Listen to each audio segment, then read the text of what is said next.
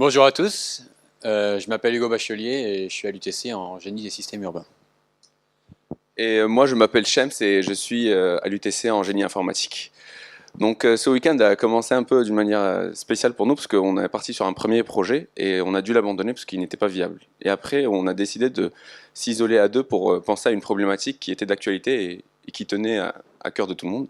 Du coup, on s'est dit pourquoi on était là, ici, pendant ce week-end, au Startup Weekend. Et on s'est rendu compte qu'on était là parce que ici, c'était l'endroit où il fallait être si on voulait trouver des possibilités, des opportunités de création de projets ou d'épanouissement. Et du coup, l'idée nous est venue, pourquoi seulement un Startup Weekend? Pourquoi pas créer un... Enfin, pourquoi seulement un Startup Weekend et pourquoi ne pas continuer l'aventure de la startup en dehors de ce type d'initiative? Et du coup, nous est venue la problématique, comment créer et dynamiser un réseau d'entrepreneurs localement.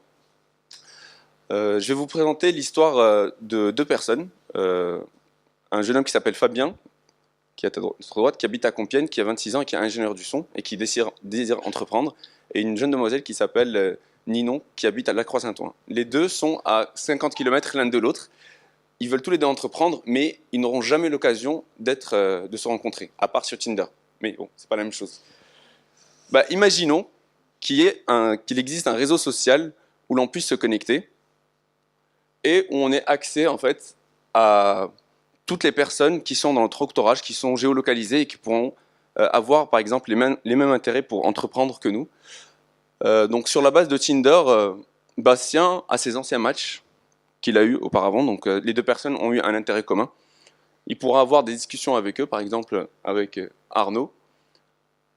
Nous avons des discussions, les intérêts, la situation, la géolocalisation de la personne et ses dernières activités. Nous pourrons aussi découvrir les personnes qui sont autour de nous. Ninon, à 4 km d'ici. C'est un need, donc c'est une personne avec qui on voudrait échanger. Louis, une personne avec qui on voudrait échanger aussi. Parce qu'ils ont surtout les mêmes attraits que nous par rapport à ces tags. Donc on fait des recherches par rapport aux gens avec des tags. On peut supprimer un tag.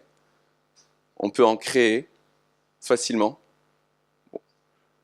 Donc par exemple, on rajoute un tag. On cherche par exemple à trouver toutes les personnes qui sont intéressées autour de nous par les initiatives autour du tourisme. Voilà, donc aussi nous avons le profil de la personne où elle peut renseigner ses informations, son projet et surtout, la chose la plus importante, changer de localisation. On peut être à Compiègne et essayer de trouver des partenaires à Compiègne. On peut être loin de Compiègne mais vouloir s'installer et trouver quelles sont les opportunités de création et d'entrepreneuriat dans une autre région. Donc cette carte nous permet de déplacer notre point de localisation. Mais finalement, iNeed, c'est surtout une entrée. C'est une entrée sur un marché bien plus large qu'on espère développer. On espère aborder une autre idée, d'élargir l'offre en créant une plateforme qui réunit toute l'activité entrepreneuriale et qui fait le lien entre tous les entrepreneurs et idées, projets, actualités sur l'entrepreneuriat.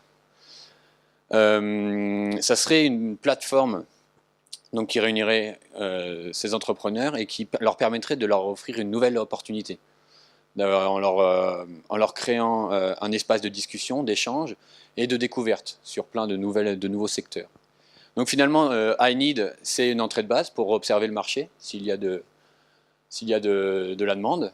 Et on va ensuite, l'objectif suivant est de développer une plateforme bien plus large avec, avec une offre d'animation locale. Et c'est surtout ça le grand projet de notre startup, c'est de gérer quand même une animation locale et une dynamique locale. Donc, par exemple, on va pouvoir observer que sur Compiègne, une cinquantaine de personnes ont un intérêt pour l'entrepreneuriat. Donc nous tous, par exemple, personnellement, moi, dès que je le crée, je m'inscris. Et on va pouvoir dire, on est tous là côte à côte, et où est-ce qu'on se rencontre, et comment on fait pour se rencontrer. Et nous, qui gérons un peu le site, on peut dire, bon, on va faire un événement, ce jour-là, tel café, venez tous ceux qui sont dans telle région, vous recevez une notification, et venez échanger sur vos projets, vos idées. venez partager.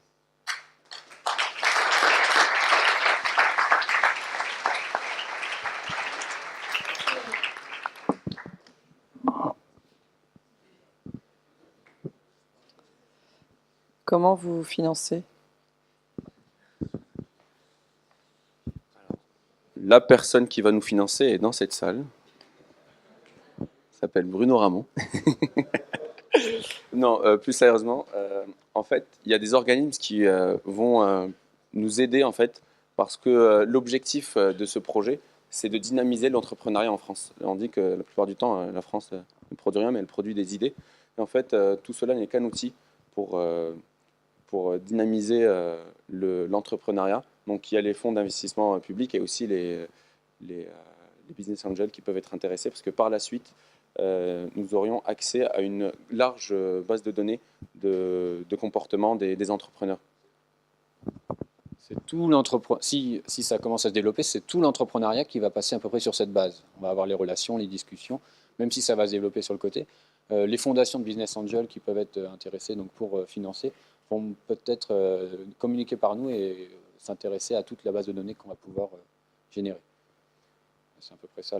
Après, on va pouvoir aussi gérer donc, ces histoires de réunions dans les cafés. On va faire des animations. Et on peut même offrir des formations, de la publicité, des animations sur Othello, par exemple.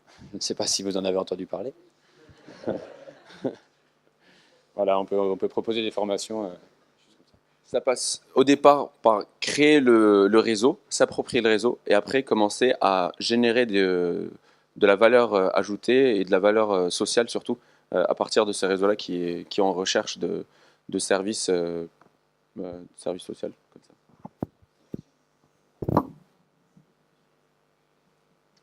Comment fait-on pour se connecter? C'est-à-dire qui peut se connecter?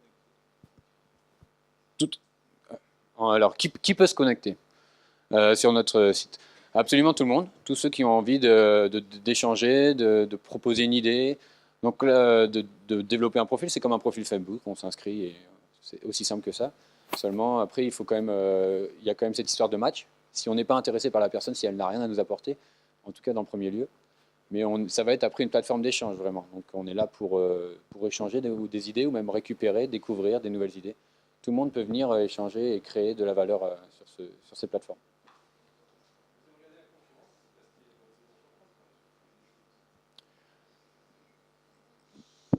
Notre originalité, c'est vraiment sur 2 points, le match et la géolocalisation.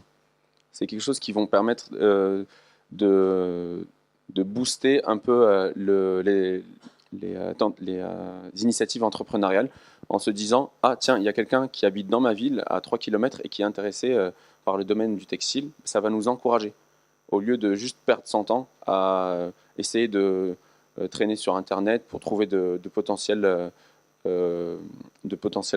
associés ou d'aller dans des meetings qui n'ont potentiellement aucun rapport et où on ne va pas trouver de personnes qui vont avoir les mêmes centres d'intérêt que nous. Donc là, c'est vraiment ça se joue sur une histoire de géolocalisation et de match intérêt commun. Si les 2 personnes sont intéressées, on va les mettre en relation. Sinon, il y en a une qui va ennuyer l'autre. Ajoute-moi.